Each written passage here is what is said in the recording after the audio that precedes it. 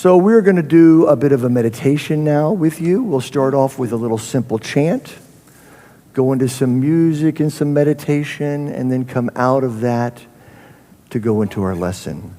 So we're going to invite you now to close your outer eyes if you would like, relax, knowing that as we quiet the mind, still the body,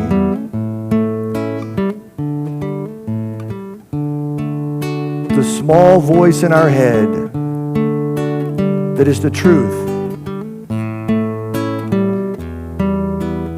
becomes more amplified.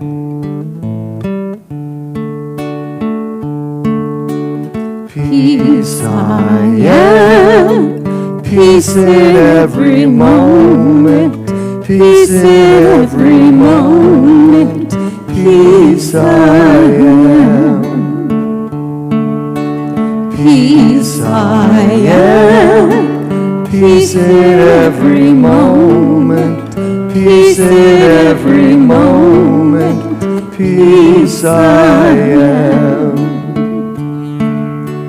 Peace I am, peace in every moment, peace in every moment, peace I am.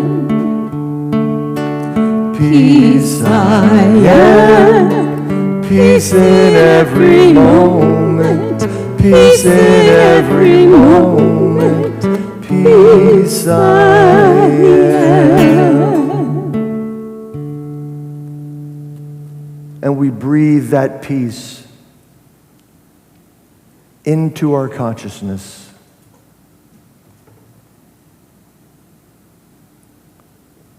And as we breathe out, we share that peace with the world.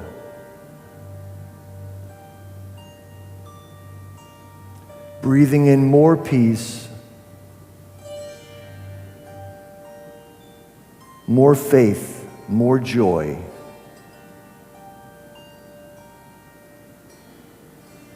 Breathing out anything that no longer serves us in this holy now moment.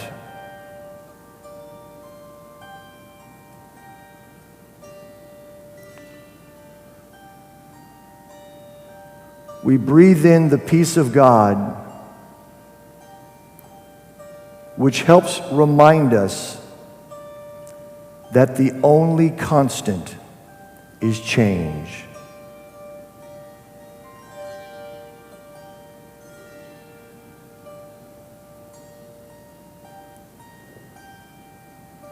We bring the peace of God into all the changes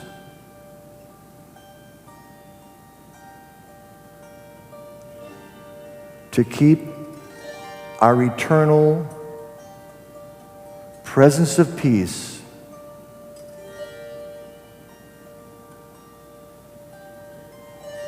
flowing through us and out to the world. Allow the music now to take you on your very own sacred journey into the peace and joy and love of God.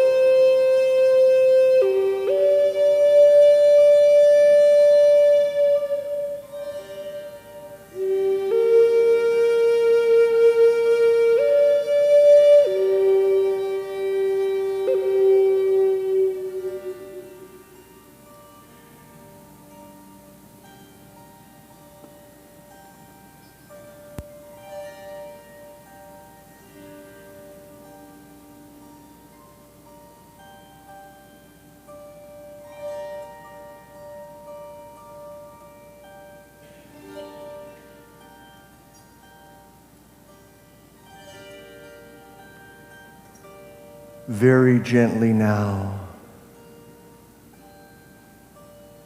begin to bring our attention to the physical world, our physical bodies, this sacred sanctuary,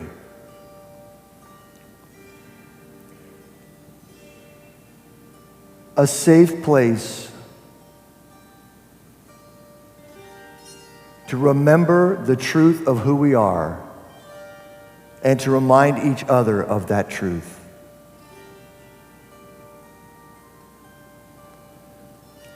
Thank you, Great Spirit, Father, Mother God, all that is. Thank you for reminding us that even in the midst of change, even within any chaos we may be experiencing, peace resides. And so it is. Amen.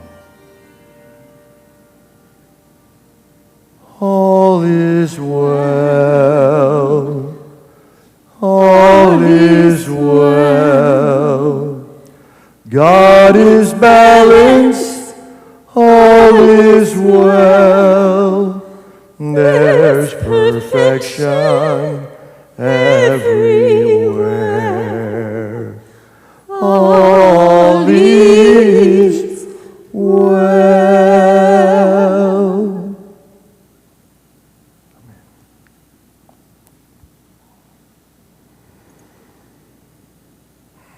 Anyone ever have any challenge knowing that things are always well all the time? Anyone besides that? Okay, good. It's not just.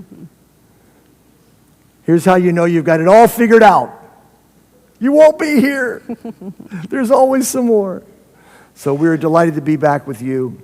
Yes, our fourth time here on a Sunday, and then we were here 2 different Wednesdays between 2003 and about 2012 to do some programs in, well, actually, there used to be a Wednesday service that we were a part of one time, and then we did a concert one time. So, Angelina, tell them about what they're going to get. We love being here, and we feel so welcome and loved by all of you, so thank you, thank you.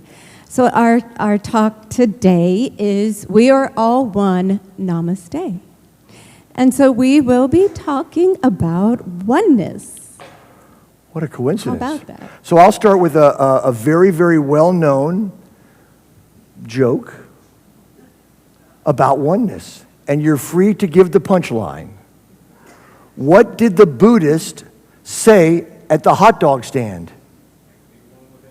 Make me one with everything. Thank you.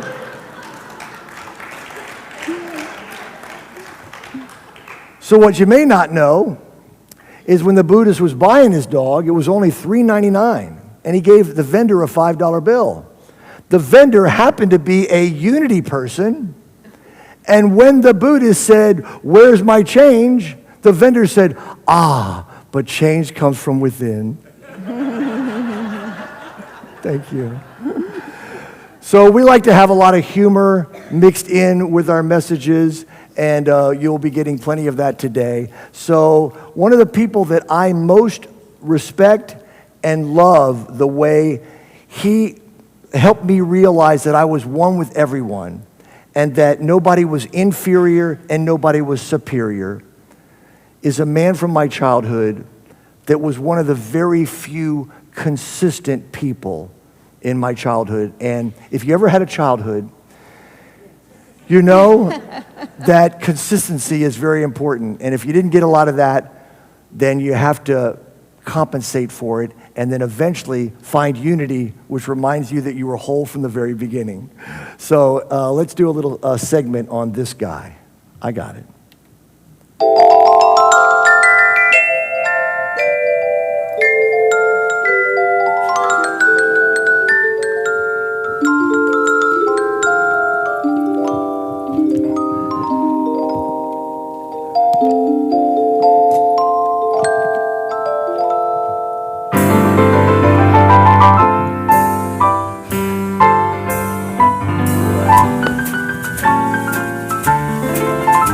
Boys and girls, are you ready to sing? It's a beautiful day in this neighborhood, a beautiful day for a neighbor. Would you be mine? Could you be mine? It's a neighborly day in this beauty wood, a neighborly day for a beauty. Would you be mine? Could you be mine? Won't you be my neighbor? Good morning, boys and girls. It's a special day. Welcome to Angelina and Armand's neighborhood. You might be wondering why my shoes don't match. It's because I'm a cross-dresser. You may wonder why I'm wearing this doctor's coat. I'm obviously not a real physician. I'm a metaphysician. Why do I throw out these different labels? Because labels are often used to feel separate from each other. If a label is to honor a difference, that's a beautiful thing, okay? If a label is to make somebody less, we need to not use it anymore, okay? So I like to mess my labels up. I tell people that I'm gay, and they say, but you're married. I say, well, I'm a gay, heterosexual, cross-dressing metaphysician. They get very confused. Why? I'm just reminding us that labels aren't important, okay? They're a way to separate, and they're a way to forget that in the big picture, we are all one. So it's important in our neighborhood. We usually have a special word of the day. And our word today is namaste. Let's say that together. Namaste. It's a special word. Do you know there's no really direct translation in English to the word namaste? But the closest is unity. Unity. We have a whole movement named namaste. Unity, oneness. My favorite definition is a long definition of this one word. I honor the place in you where the entire universe resides. I honor the place in you of love, light, truth, and peace. I honor the place in you where when you are in that place in you and I am in that place in me, there is only one of us. Now that's a lot of words for the one word namaste, right? When I think about that one word having all those words, it reminds me of Japanese horror movies from the 60s. Remember those? It'd be like, look, Godzilla's in the city. Stop. So when I hear namaste, my lips start moving, and I start thinking of all the words that it means to bring that in, to remind me that it's not just a word, it's an energy. It's a salutation, it's a greeting, it's an awareness that in the big picture, there is only one of us. And one of the most beautiful things I love about unity, I got into unity in 1984 because somebody said, you don't go to church anymore, do you? And I go, I do not. They go, do you want to? I said, I do not. They said, I found a church where they think like you. I said, I can't believe it. And I went, and I've been hooked. I've often been told that unity is the church for people who don't like church. And really, it's for people that don't want a bunch of dogma and they want to find their own personal path to God. And unity doesn't teach us what to think. It teaches us how to think for ourselves. So we can come up with our own personal path to God, which ultimately reminds us that there's only one of us, okay? One big universal spirit. And so you'll hear a lot of different religions talked about in unity churches. One of the words for that is omnism. Omnism is recognizing the validity and the power of many different religious philosophies. When we were in Houston recently, we went down to the Eternal Gandhi Museum that's only been out there for a few months and realized that Gandhi was an omnist. The religions tend to not be omnist. They tend to be different from the master that taught them about omnism. That unity doesn't do that, thank God. Thank God, because we learned that there is truth and wisdom in all of it. And I think my beautiful bride, 13 years ago, became my bride. I don't remember the date, May 10th. We'll be able to tell a little bit about a different religion that you may have heard of. So we were talking about different religions that talk about oneness and all, and we came up with the Baha'i religion. Is anyone familiar with that? So they have a commitment to oneness, and I'm going to read this so I don't forget anything.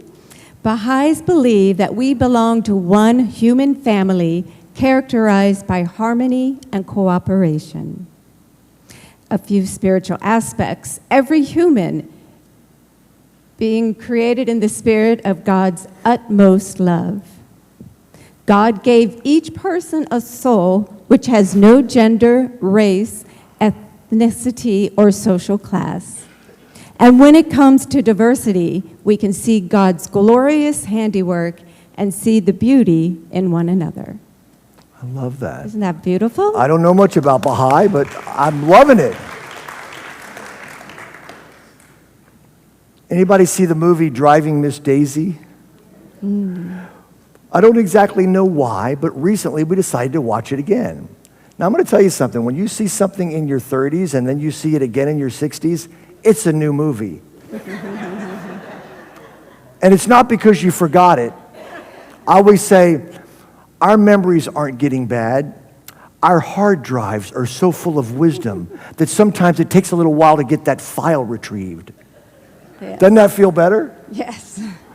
So we decided to watch it again, and it really was a new movie. I remembered the basics, but it was a new movie, and I didn't realize how much it dealt with oneness. Okay, there was social class differences that got bridged. There were religions that got bridged, differences, right? There was age differences that got bridged. There were skin color differences that got bridged. And this was one of the most powerful metaphysical unity-type movies I had ever seen. But did I get that in my 30s? I didn't. So I highly recommend anybody that hasn't seen that in the last 5 years, rewatch Driving Miss Daisy, and you will see the power of oneness work through a little bit reluctantly. Sometimes that's the greatest. You know, they say the greatest love is a love that comes from an ancient hatred. And, you know, Miss Daisy wasn't that thrilled about having to have a chauffeur. And then the love came through that. So it's a great, great, great, fabulous film. Now, I remember a Bible quote years ago, and it inspired me. And I was realizing that to love thy neighbor as thyself, you have to love thyself. To me, that's part of the new frontier, learning to love ourselves. It's much easier to love others than God than it is to love ourselves because we have more ammunition against ourselves. You know, we've been building this up and we tend to use it. So I ended up going to Berlin in the early 90s, and I got a piece of the wall, okay? And I looked at where the wall used to be, and what came to me right then was oneness. Is that walls start in our heads. We imagine that we're different from other people. We have to separate them from ourselves. And we either think we're better or that we're worse. Either way, both of them are not true. But walls cannot prevent love from finding itself. Humanity from finding itself. Romeo and Juliet are a good example. They weren't supposed to be together. They broke through that societal wall. And they got together. Okay, and they were trying to separate East and West Berlin. They put the wall up, went up in 61, came down in 89. The wall couldn't stand. Why? What's the main reason? Now, you could come up with a lot of geopolitical reasons why that wall came down, but to me, it all boils down to consciousness. The consciousness shifted around that wall to where they didn't want that wall anymore. They wanted to be with each other. Humanity found itself. And we can do this metaphysically and physically. So when I was there, I said to myself, I said, wow, the only thing that really separates one people from another is the wall inside their heads, because they have forgotten that we are all sisters and brothers.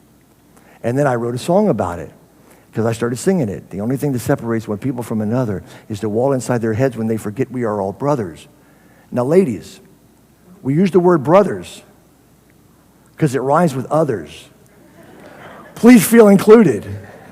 And we hope you'll sing along with this. The chorus is pretty fun to sing along with, and we'd love you to do it with us. Okay. The only thing that separates one people from another is the wall inside their heads when they forget we are all brothers. The only thing that separates one people from another is the wall inside their heads when they forget we are all brothers. One day I traveled to Berlin to see just where the wall was. They tore it down in '89 in the name of love. But to some of us, the wall still stands. Nobody here. And to some, it never did. The problem lies not in the stones, but in the minds that build it. The only thing that separates one people from another is the wall inside their heads. They forget we are all brothers. The only thing that separates one people from another is the wall inside their heads. They forget we are all brothers.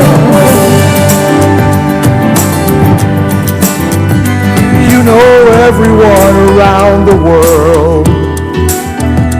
We all feel the same emotions. The children know what Lenin said, that all we need is love.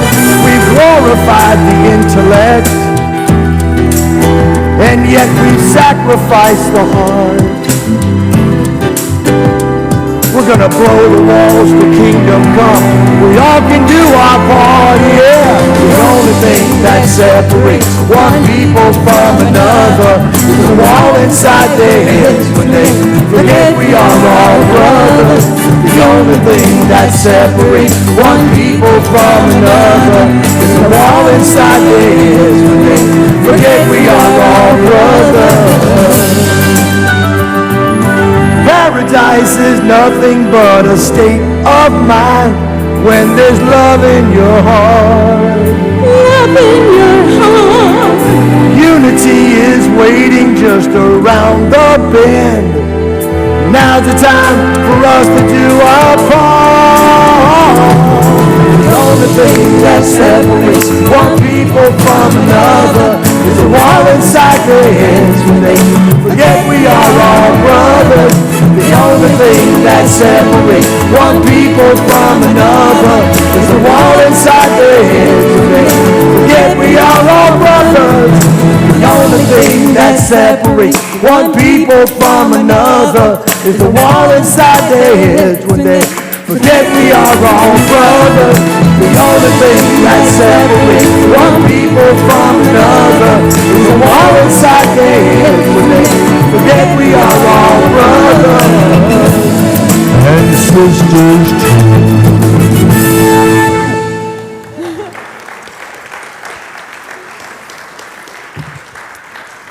All right. Well, I was thinking of other things that make us feel oneness. And so, like, meditation is a great way to feel oneness. So I like to do my meditation in silence and outside. So, you know, you can hear the nature sounds and the birds and the wind. And I find that I feel more connected and definitely a more joy for the day when I do my meditations in the morning. Another way are animals. We are both animal lovers, and I see this beautiful dog right here, and that connection we get with our dogs and cats, they definitely are our guides and teachers, because I find when I had a dog, I had a golden retriever, when I'd be stressed and things were all like, you know, I was frazzled, he knew. He just felt it, and he'd come and put his head on my lap and calm me down so that I could get back to that joy and oneness. And then now we have a cat. And so when my anxiety is a little high and I'm like, you know, stressed, the cat will meow at my feet so that I will pick him up. And when I pick him up, then I feel that oneness with that cat and with God and feel more connected to God and the oneness that we're all loving to have. Amen. Amen. So it's everywhere. You know, another definition of omnism is that no religion is the truth, but there is in truth in all of them that we get to use to build our own. I like to call it my spiritual toolbox. Oh, that's a good tool. You know, one of the things, if you notice this morning, because we're so different than what they're used to doing, that we've been kind of going with the flow and moving around and doing a little dance. That's a dance. Coloring out of the lines is a dance. And sometimes you get out the line, you go, oh, you come back in, you move over this way. But it works out the way it's supposed to happen. You know, who was it? The Dalai Lama said it's important to have structure and rules so you know how to break it properly.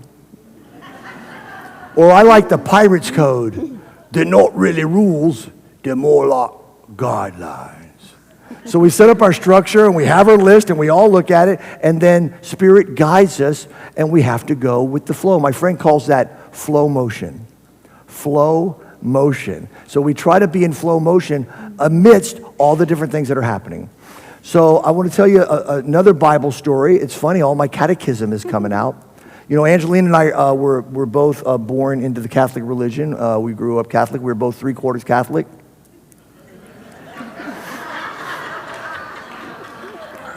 And again, we bring that into unity. It can all be brought into unity. We find our path. So this is a story. Now, I don't remember the exact details, but it was something like this. There was this guy, and he was chilling in his crib. His name is Zach.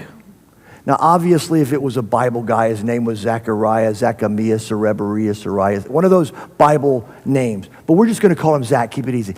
And Zach was just kind of relaxing, and the Spirit of Jesus came to him in a vision. Now, you've probably heard this before, and said, I will visit you tomorrow, Zach, in the flesh. The Christ will visit you in the flesh. Well, as you can imagine, Zach got pretty stoked and psyched up about it. The first thing he did in the morning was he called Stanley Steamer. You know, spruced the place up a little bit. Went down to H-E-B or Winn-Dixie, got one of those deli trays. No ham. And waited for the Christ to show up. Gets a knock on the door. Opens the door. It's a dear friend of his. He goes, oh, it's you. He goes, what do you mean, oh, it's me? Oh, it's you. I'm expecting Jesus to come today. You got to go. And then another friend came. The same thing. Oh, it's you. What do you mean, oh, it's me? Jesus is coming today. Now, you all know where this is going. Then a lady comes, knocks on the door. It's a girl he's had a crush on for a long time. Bad timing. She goes, I was hoping to spend some time with you. Bad timing up because I was expecting somebody different. She never saw him again, by the way. And that night, he's crying in his bed. He says, Jesus, you said you were going to come visit me. And Jesus, of course, said, dude, I came in 3 different forms, and you dissed me every time. And that's how we need to look at each other. Look at each other like what we're doing. We're dealing with a holy child of God, a Christ consciousness in human form. How can we celebrate our oneness with each person here like we are looking at a version of the Christ? And guess what? We are. So this is the song that came to me. This is called Whatsoever You Do to These, the Least of My Brethren.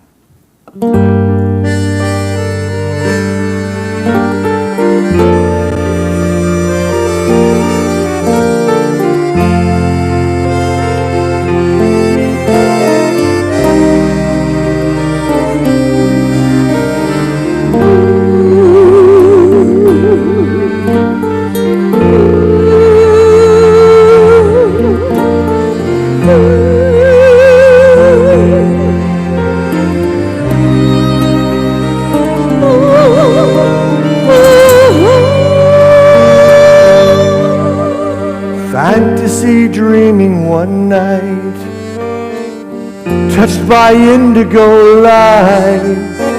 Spirit came through and said God would appear to my side. Leaped from my bed the next day, pondering things I would say. Then I got a call from the tax man who wanted my pay. I told him that I had no time for the call.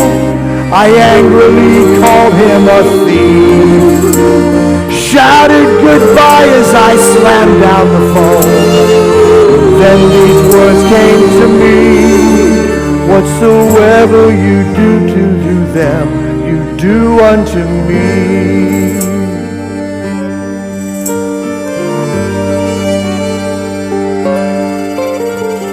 Feeling chagrined and ashamed,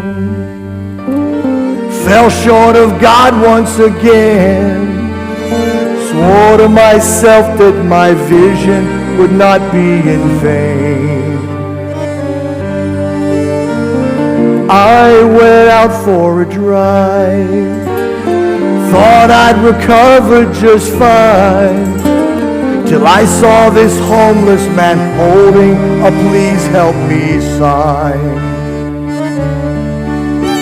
I made no eye contact, I hurried on past, could not give in to his plea. It's not my problem, I said to myself. Then I felt God say to me, whatsoever you do to the least of your brothers, that you do unto me.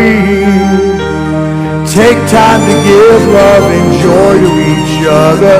See me in all that you see. Whatsoever you do unto them, you do unto me.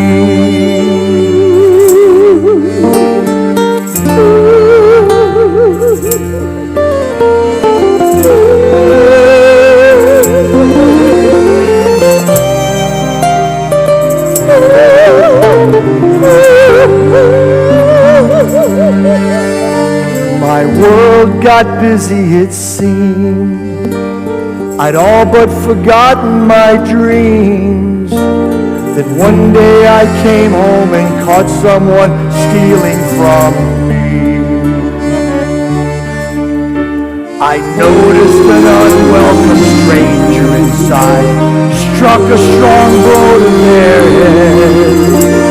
A young woman fell with my money in hand.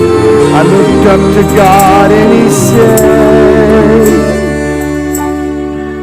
whatsoever you do to the least of your sisters, that you do unto me. Take time to give love and joy to your sisters. See me in all that you see.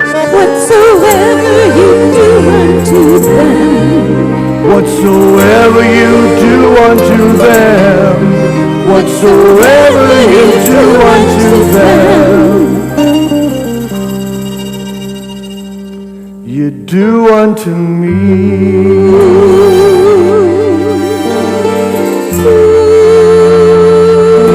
You do unto me.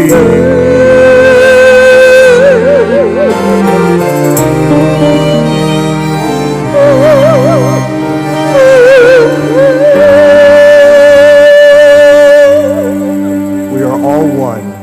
Namaste.